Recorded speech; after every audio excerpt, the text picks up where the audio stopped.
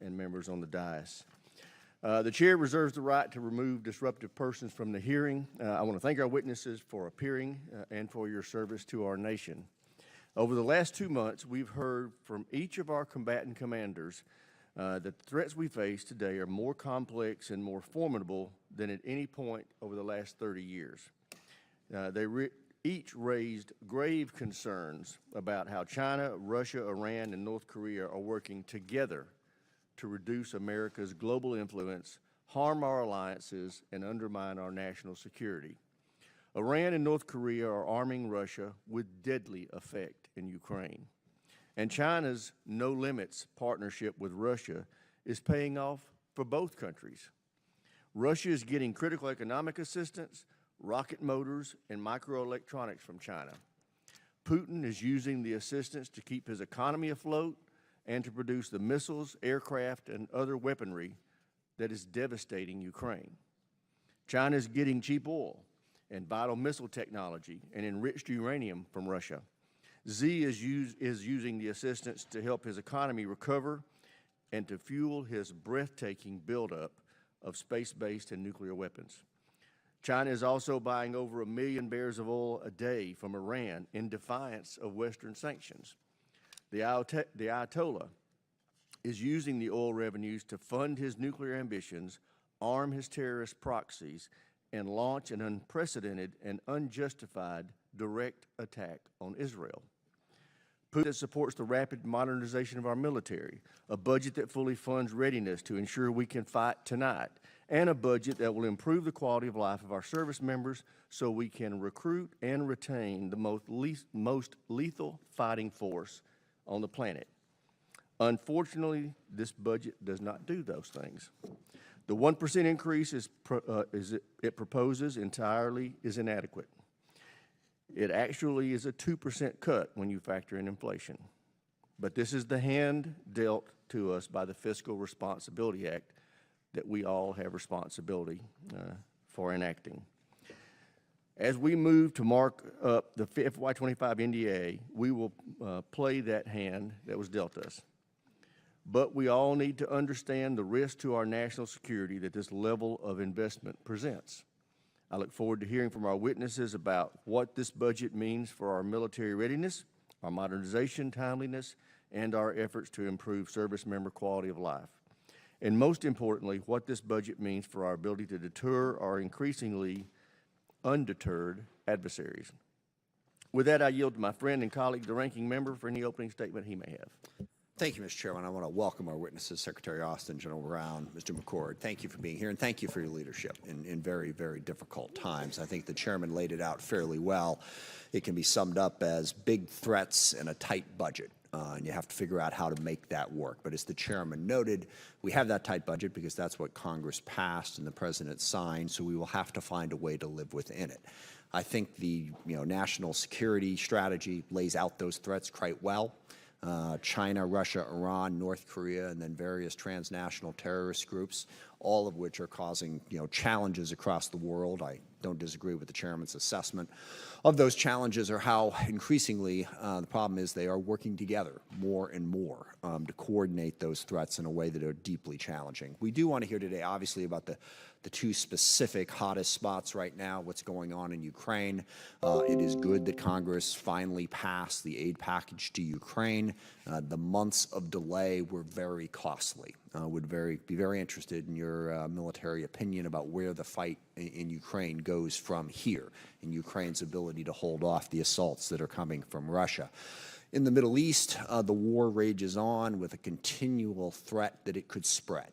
I want to compliment the administration and Secretary Austin in particular, Chairman Brown, for the work to try and contain that, to work with our partners, to work with our allies. But that challenge continues. And I think it is even more important that President Biden continues his push to try to get a humanitarian ceasefire in Gaza with the release of the hostages. I know the president has been negotiating that. A number of terms have been put on the table. Hamas has repeatedly refused to accept that. I don't think we should stop trying to get to that humanitarian ceasefire going forward. and to work to make sure that we get more aid into Gaza. I know that we have begun to build the pier to help get aid in from the sea. Any and all efforts necessary must be put in place, which I very much appreciate.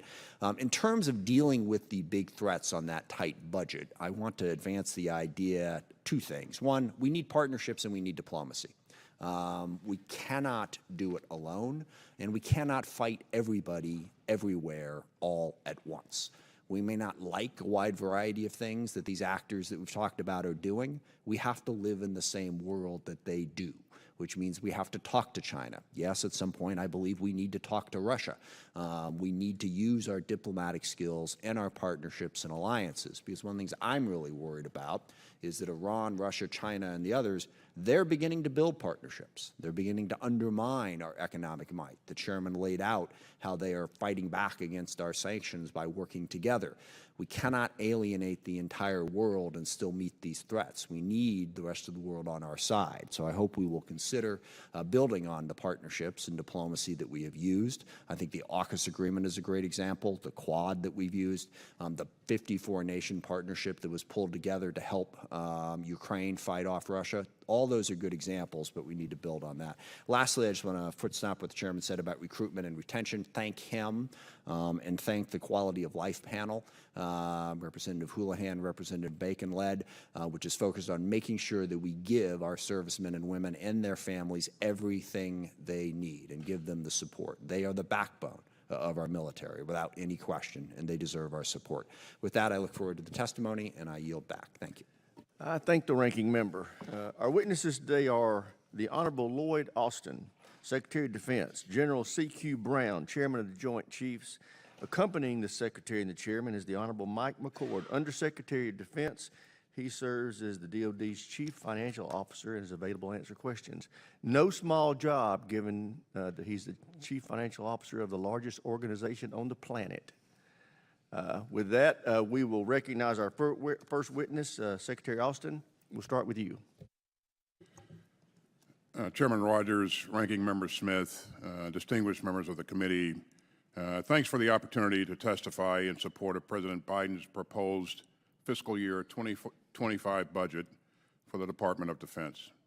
Pleased to be joined by our outstanding Chairman of the Joint Chiefs, General C.Q. Brown, and by Undersecretary Mike McCord, the Department's Comptroller.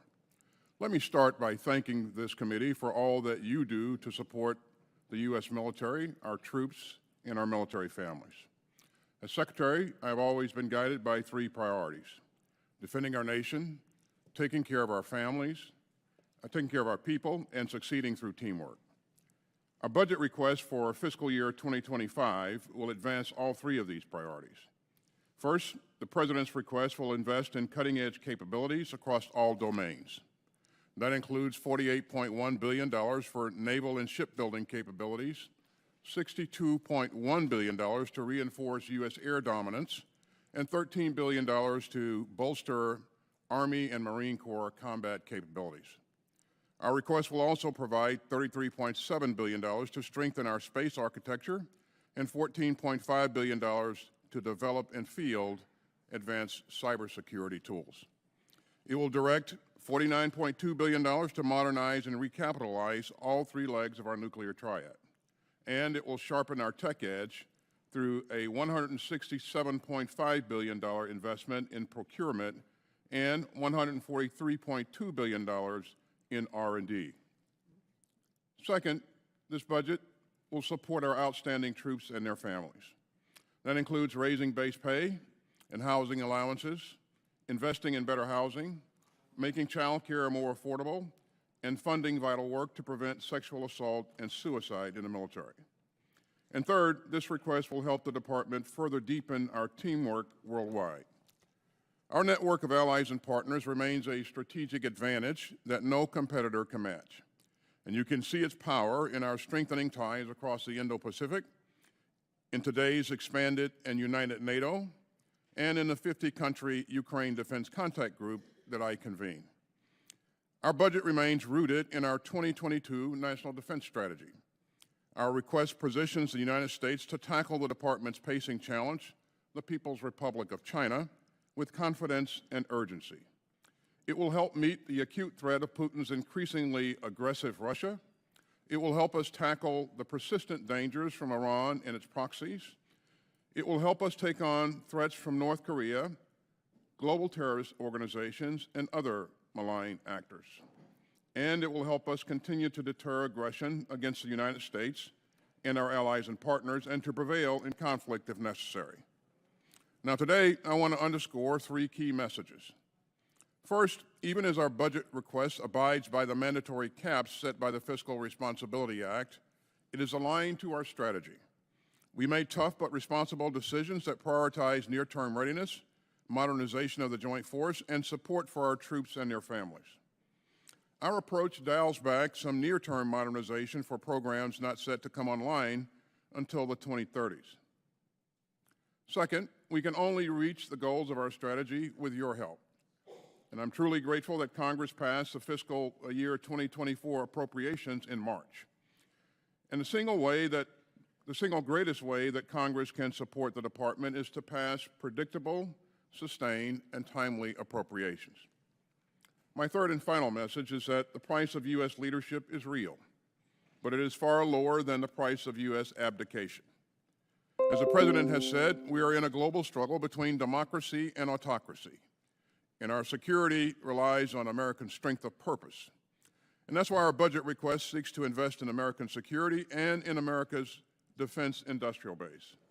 The same is true for the recently passed National Security Supplemental that will support our partners in Israel, Ukraine, and Taiwan, and make key investments to increase submarine production. In fact, about $50 billion of this supplemental will flow through our defense industrial base, creating good jobs, good American jobs, in more than 30 states. So we're grateful for our partners in Congress who help. How can you talk about U.S. leadership when we're supporting genocide in Gaza? Committee will come to order. I'd like to formally request those in the audience causing disruption to cease their actions immediately. Security, I'm going to ask you to remove the disruptive persons. It is illegal, it is immoral, it is disgusting. The whole world is watching what we are doing in Gaza right now. Secretary General, you are supporting a genocide. Stop supporting genocide. Free Palestine. Stop supporting genocide. Apparently the protesters don't understand we don't have a Secretary General in this country. With that, Mr. Secretary, you're recognized again. Thank you, Chairman. We're grateful for our partners in Congress who help us make the investments needed to strengthen America's security through both the supplemental and the President's budget requests. The U.S. military is the most lethal fighting force on earth, and with your help, we're going to keep it that way. And I deeply appreciate your support for our mission and for our troops, and I look forward to your questions. Thank you, sir. General Brown, you're now recognized.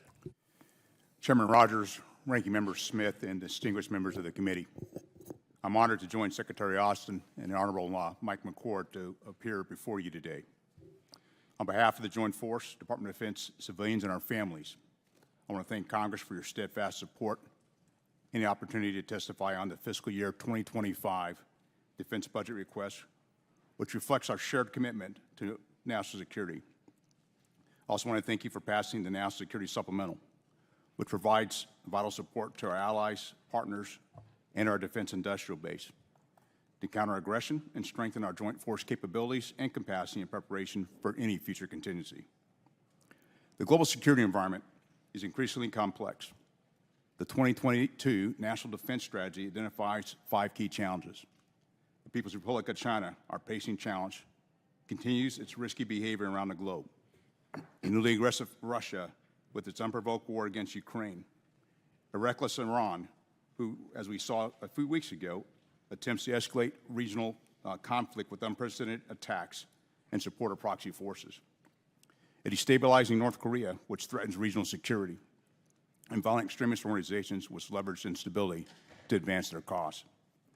These challenges are interconnected, which demands a strategic approach addressing the immediate threats while also preparing for future contingencies. It requires all of us to operate with a sense of urgency. Days after becoming the chairman, I laid out 3 expectations in my message to the Joint Force. Honing our warfighting skills has primacy in all we do. Modernizing and aggressively leading with new concepts and approaches. And trust is the foundation of our profession. Our military exists to fight and win our nation's wars. We train every day to ensure we are so good at what we do that we deter any adversary from engaging the U.S. in conflict. This budget requests $147 billion to sustain readiness and ensure the department can counter near-term threats. We are also focused on better integrating our allies and partners in our planning and operations by investing in critical programs and Suspend. We will remain in recess until the disruptive individuals are removed from the chamber.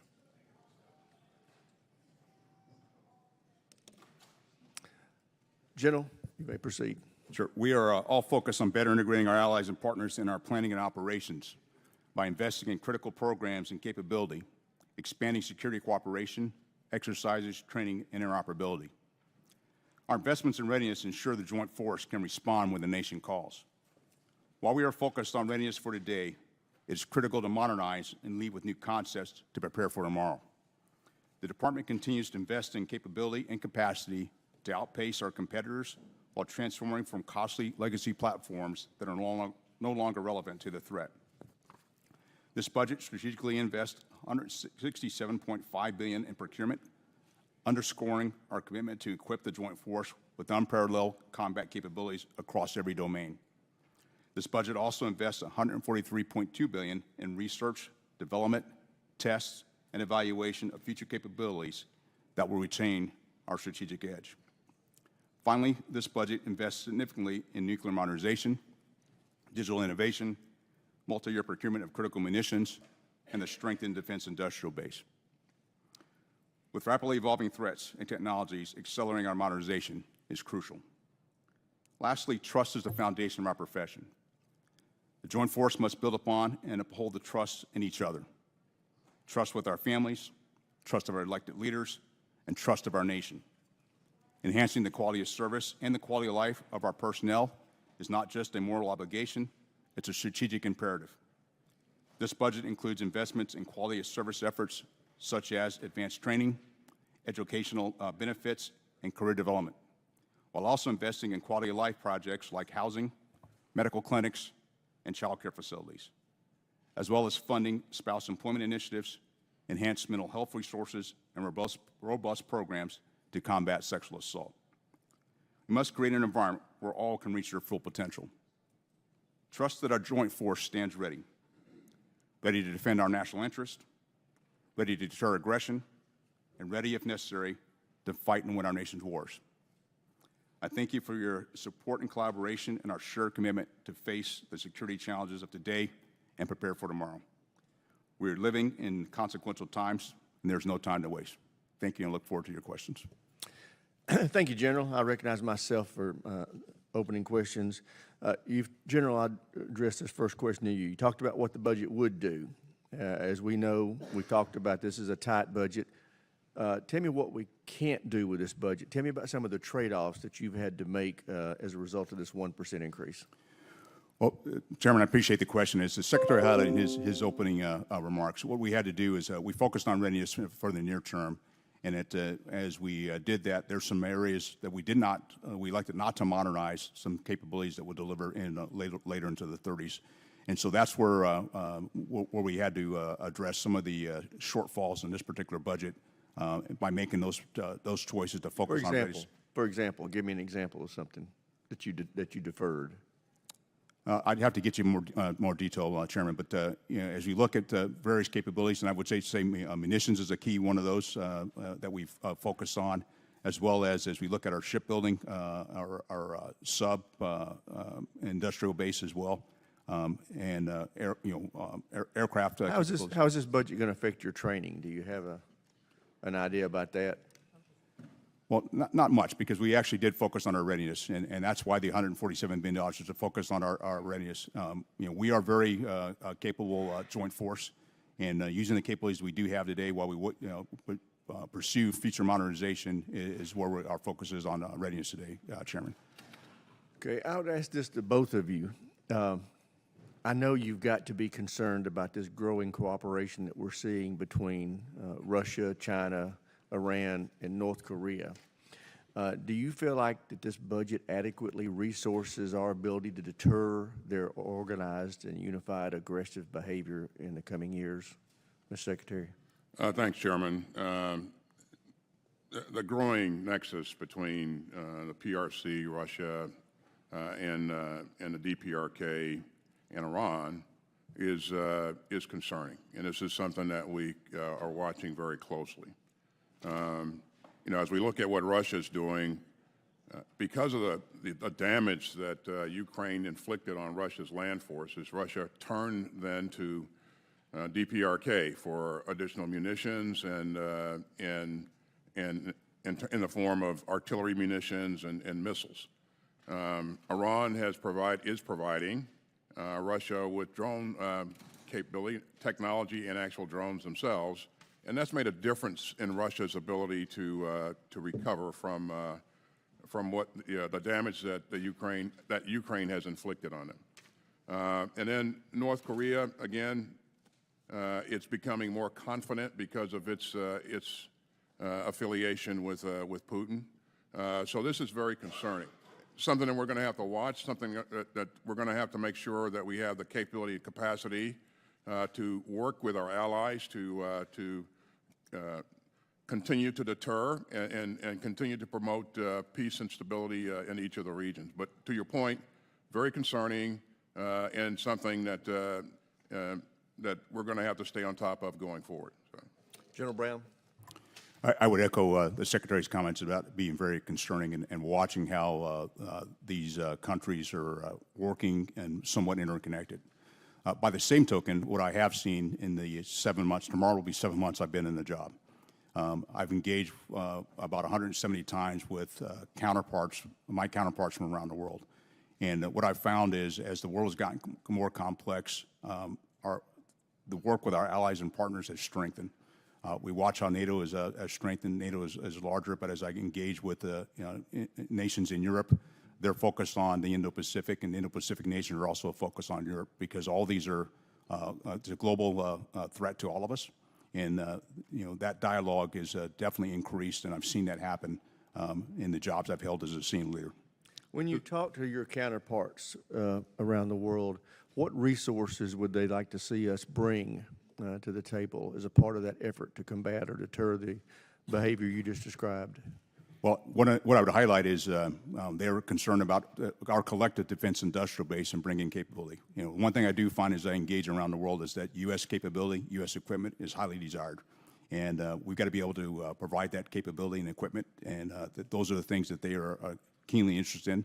They're also interested in our ability to work and be able to interoperate, even when they have their own defense industrial base that they're also trying to increase as well. And so it's how we work together and to break down barriers to be able to work across our industries, across our services, or across our governments will be important. Thank you, General. I yield to the ranking member. Thank you, Mr. Chairman. Obviously, a ton of topics we could cover. I just want to ask one question, and that is on recruitment and retention. I know, Secretary Austin, this has been a particular focus of yours for some time. Can you update us on how we're doing? Obviously, the pandemic was a huge challenge coming out of that. There have been other challenges.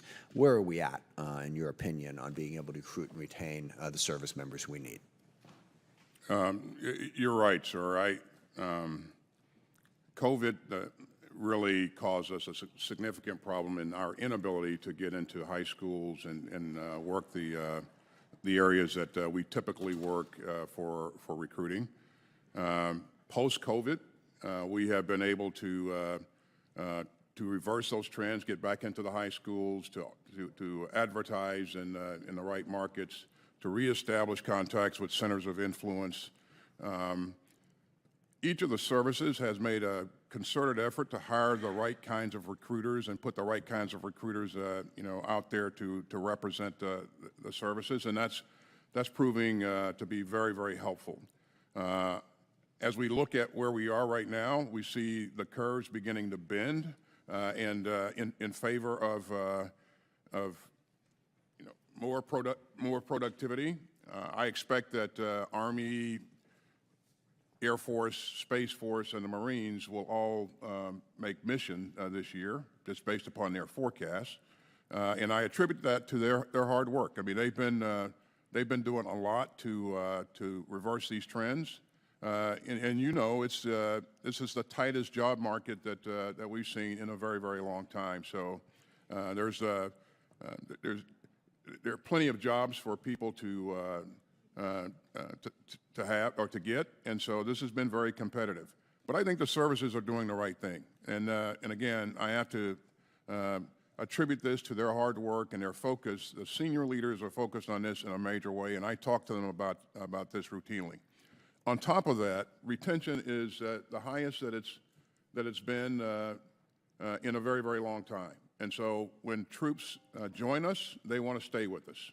And a good part of that is because of what you continue to do to help resource us to provide for them and their families. So. Thank you, General Brown. Well, thank you. As the Secretary highlighted, we do see a positive trend. And since I've been not only as a service chief watching this and coming through COVID and watching the numbers change, but also as a chairman, I've had a chance to sit down and meet with recruiters from all of our services. I've gone to one of our processing centers to take a look and ask questions about the things we can do to increase the throughput through our recruiting stations. At the same time, it's how we engage. And one of the things when I talk about trust, it's how we that have served, what inspired us to join, and how we inspire the next generation, and how we engage and show all the opportunities that are available by serving in our force or serving the nation at large. And so we do see some positive trends. And I would also say the same thing with retention. The numbers, we're meeting all of our retention, and we're doing very well there. But we got to continue. We can't rest on laurels, and that's why the support of this committee and the Congress, particularly as you look at the quality of life, does play a role because it plays a role not just for the member, but it plays a role for their family as well. Absolutely. Thank you very much. I yield back, Mr. Chairman.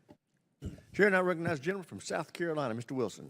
Thank you very much, Mr. Chairman, and thank each of you for being here and your service on behalf of our country. And to me, it's so clear that the primary function of the national government is to do for us what we cannot do for ourselves, and that's national defense.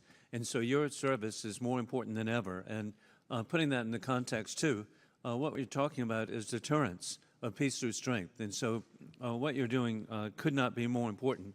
And I particularly appreciate military service. I have 4 sons who have served in Egypt, Afghanistan, and Iraq. My Navy son, the benefit of military service is so exciting. My son served as a Navy doctor in Naples. I now have 3 grandchildren who speak perfectly Italian. So I look at military service as opportunity to serve, but opportunity for fulfilling and meaningful life. And so what you're doing, and I'm so happy to hear about retention being good, Mr. Secretary, that's great. Putting that in perspective, too, your service today is more important than ever. It's been referred to in bipartisan with the terminology by Ranking Member Smith of partnerships among adversaries. The leadership that we have with Chairman Mike Rogers, who stood up against the dictators, and then your reference to authoritarians or autocrats against democracy. I like to phrase it as dictators with rule of gun who are invading democracies with rule of law. This is not a war that we chose. This is a war that war criminal Putin chose on February 24, 2022, when he invaded Ukraine and conducted mass murder. This is another indication with the invasion by Iran with its puppets of Hamas of Israel on October 7. And we need to do all we can to deter the Chinese Communist Party from an invasion of the terrific country of Taiwan. With all of this in mind, over and over again, we should be grateful. And I am very happy, General Brown, that this week it's reported that finally that long-range attackers have been provided to the people of Ukraine to defend their country, provided by Germany, the United Kingdom, and now the U.S. Additionally, I hope that cluster bombs are provided as quickly as possible. We have excess that need to be destroyed. I know a way to destroy them, and that is to send them to the people of Ukraine. It's been reported that War criminal Putin is jamming various precision munitions, causing lower accuracy rates for targeting than advertised. And it's very important that we equip Ukraine with the latest technology. With F-16s being provided to Ukraine by the Netherlands and Denmark, will the department be considering to have joint air-to-surface standoff missiles to be more advanced precision fires of the F-16s in the delivery package to Ukraine? General Brown.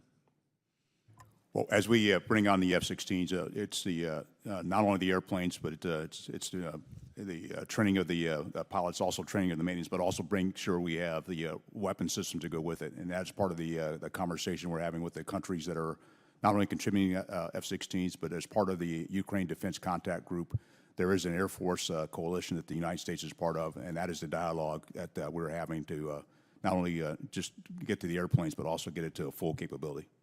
And a good news, Secretary Austin. In December, Japan announced it's transferring Patriot interceptors back to the U.S. to replenish our stockpiles. Earlier this month, there was a joint statement with Japan. The administration wants to pursue co-development and co-production of missiles for forward deployed in the Indo-Pacific. This is great for the Indo-Pacific. It really follows, indeed, NATO coming together with Sweden and Finland, the assistance by the EU, of all people, for the people of Ukraine, for Europe. But with the Indo-Pacific, are there other examples of defense cooperation agreements that can be pursued to deter the dictators who seek to destroy Western civilization?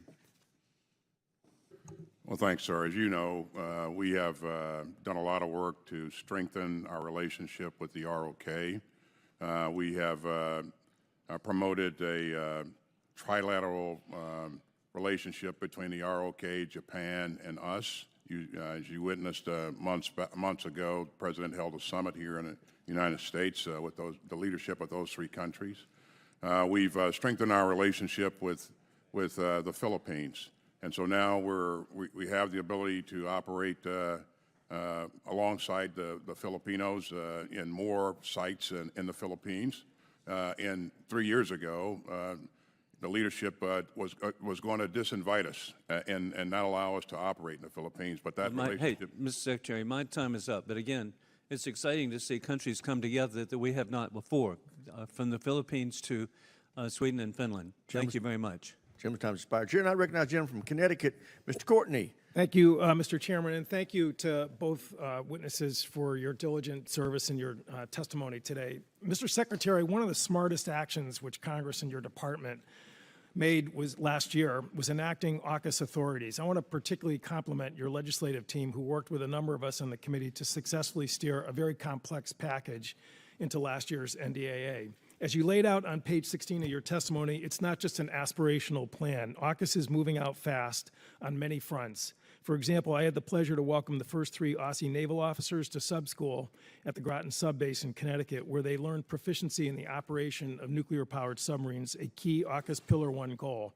All 3, by the way, graduated in the top 5 of their class, and another 100 of their colleagues are going to be following in their footsteps.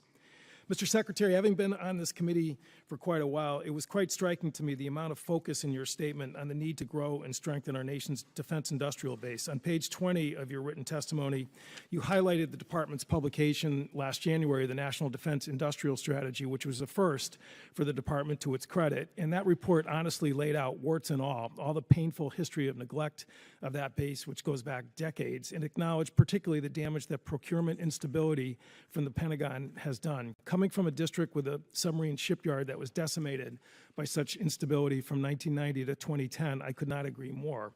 Over the past 13 years, however, Congress has led the way to stabilize that yard and other yards and their supply chains with steady 2 Virginia submarine per year procurement, and the workforce has rebounded from a low of 9,000 to 23,000 today. COVID's pandemic did slow down production, and it's undeniable that the recovering pace needs to continue to pick up. But I would note that contrary to the narrative coming out of the department, starting last fall of 2023, 4 submarines have been or will be delivered to the Navy by the end of 2024. USS Rickover, New Jersey, Massachusetts, and Iowa, and Idaho and Arkansas are slated to be delivered in 2025. The supply chain has rebounded as well, with Congress's SIB investments going back to 2018. Those investments need to continue, but so does procurement stability. Unfortunately, the 2025 budget plan has injected unexpected new instability by cutting a sub, a direct deviation from last year's fit-up in the Navy's shipbuilding plan. And I would argue is also contradicts the National Defense Industrial Strategy's warning about the need to maintain procurement stability. As the Wall Street Journal powerfully noted, U.S. submarine technology is a crown jewel of America's military power and a true advantage over a rapidly expanding Chinese naval fleet.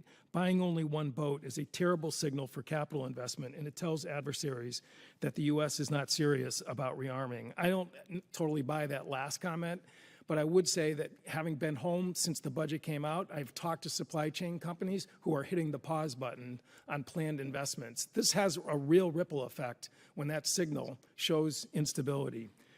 One of the provisions of the AUKUS authorities was in the NDAA, Section 1352, is something that I think is really at the center of what we did last year, which is that it authorized the President of the United States to certify the sale of 3 Virginia-class submarines starting in 2032, 2035, and 2038.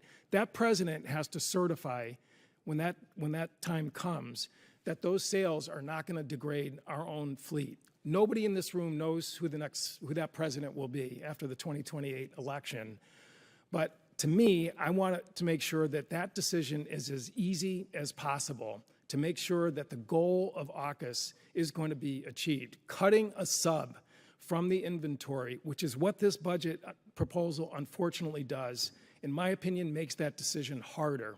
We're going to work hard on this committee, and my colleagues are already hard at work in terms of getting requests over to the Appropriations Committee. We did it in 2007.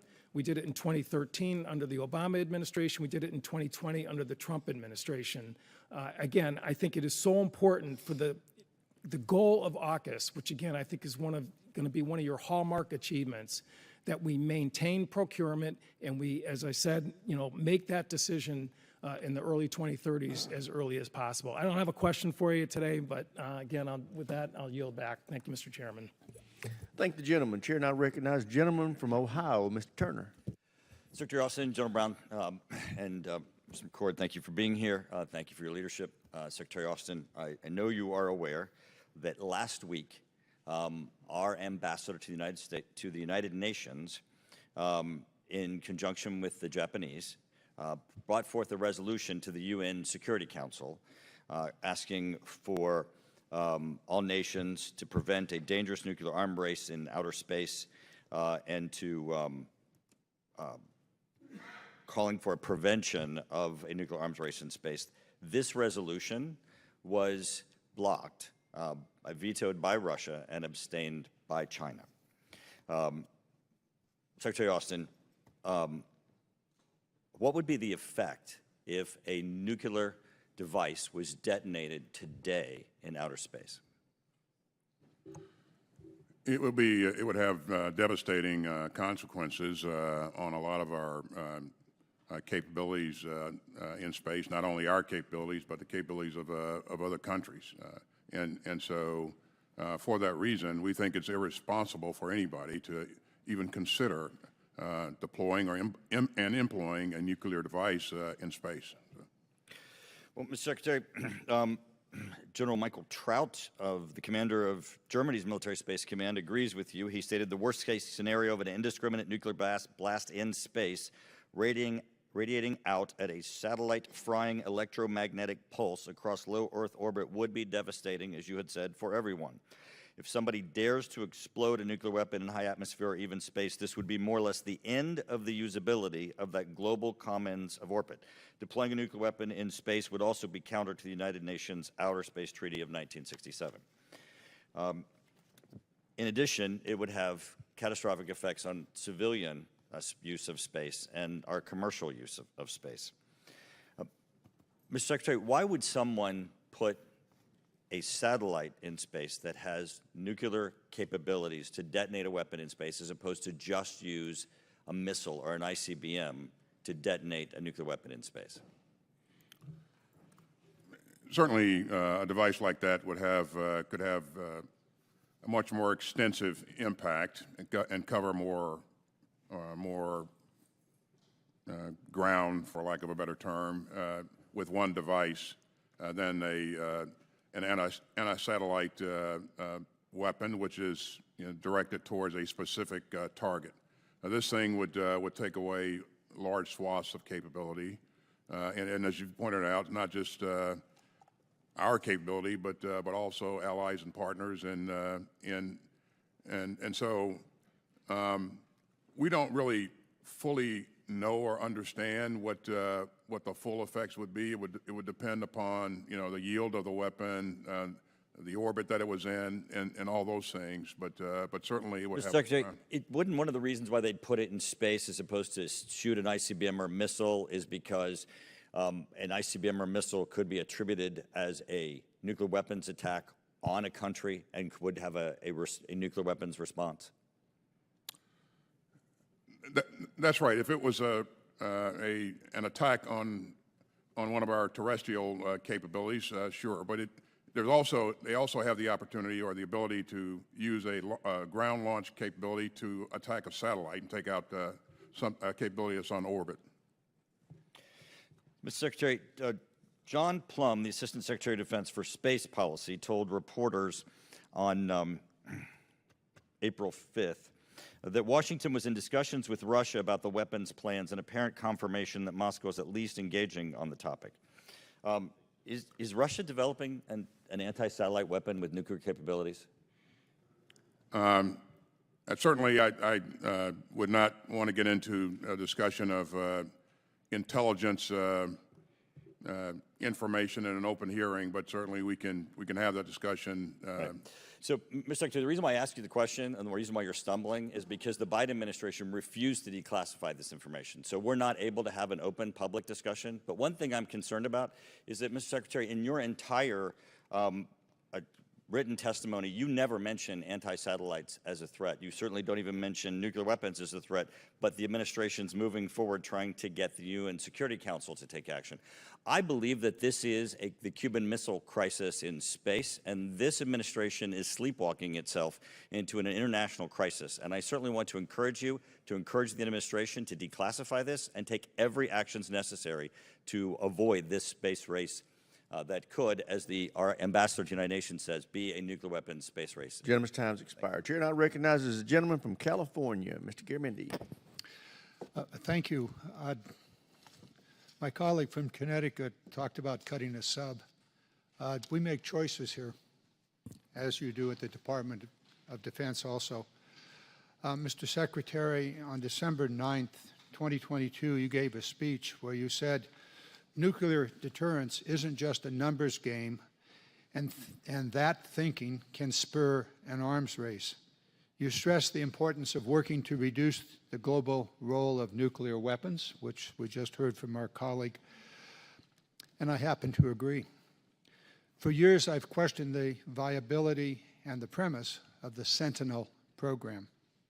In December, the Department of Defense announced that the ever-escalating cost of the Sentinel program, now estimated at least $137 billion, had breached the critical non-recurring limit, and that by law, the program must be terminated unless you, Mr. Secretary, certify that the program is, 1, essential to national security, 2, that there are no alternatives to the program, 3, that the new cost estimates are reasonable, and 4, that the program is a higher priority than programs whose funding must be reduced.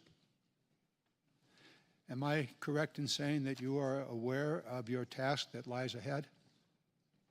I am, sir.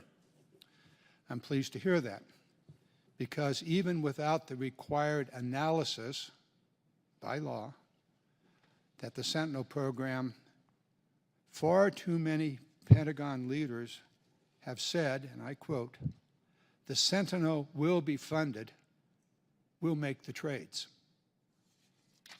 Mr. Secretary, can you assure us that you will require that a truly fulsome and critical analysis of the Sentinel program will be made, and that the alternatives, for example, a submarine, will not be funded so that the Sentinel program can go ahead?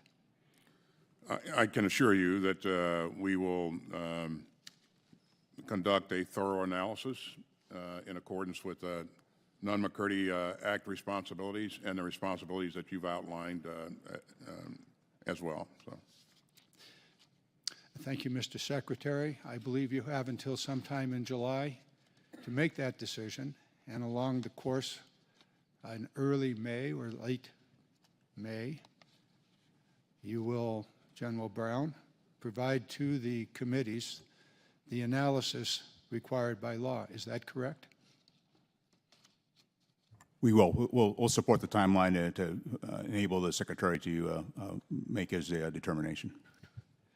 In your opening remarks, General Brown, you said that, quote, our investment in nuclear capabilities reflects a judicious balance between advancing cutting-edge technologies and phasing out legacy capabilities. Fourth grade math would indicate that at $700 million a copy, $137 billion can buy you somewhere more than 120 B-21 bombers, complete with an ISRO. Or perhaps 7 Columbia-class submarines for $137 billion. Choices to be made here. Is an attack submarine important? Is an additional 120 or so B-21 bombers, complete with an LSRO, important? More important than a Sentinel? Can the Minuteman III be life extended? And by the way, committee members, why do we consistently write into the NDAA that there must be 400 ICBMs? There's been no analysis to indicate that. And has the Joint Requirements Office Oversight Council actually revisited the military requirements necessary for the nuclear enterprise? Has that been done, General Brown? That is part of their task, is to continue not just on the nuclear portfolio, but across all of our portfolios for our joint warfighters. I await that analysis. I yield back. Chair now recognizes the gentleman from Colorado, Mr. Lambert. Thank you, Mr. Chairman. Secretary Austin, your written testimony says that the fiscal year 25 budget invests in air and missile defense systems, which will, quote, preserve our ability to deploy combat credible forces when needed, unquote. However, the Missile Defense Agency's budget you delivered to Congress was almost $1 billion below fiscal year 24 budget projections. It canceled, cut, or delayed several munitions programs. In fact, the day after I protested these cuts recently to the director of the Missile Defense Agency, Iran launched a direct and massive attack on Israel that included over 100 ballistic missiles, 30 cruise missiles, and 150 attack drones. Yet we have limited stocks, and we have allies and friends who are desperate for us to give them some of our limited stocks. So why did the department choose these drastic cuts to missile defense at a time when we need it more than ever to protect our homeland and our allies and partners? Well, thank you, sir. As I stated earlier, because of the FRA, we did have to make some choices, and they were always tough choices. And we recognize that we needed to invest in current readiness, and we put a $147 billion request on the table to do that. And going forward, we will invest in those things that we weren't able to invest in this budget if we get support for an increased top line in the out years. Okay, the chairman asked you both specifically to give an example of something that's been deferred, and I've got one here I'd like to refer to. The budget you've submitted also delays the glide phase interceptor. This would be a defense against hypersonic weapons until after 2035. That's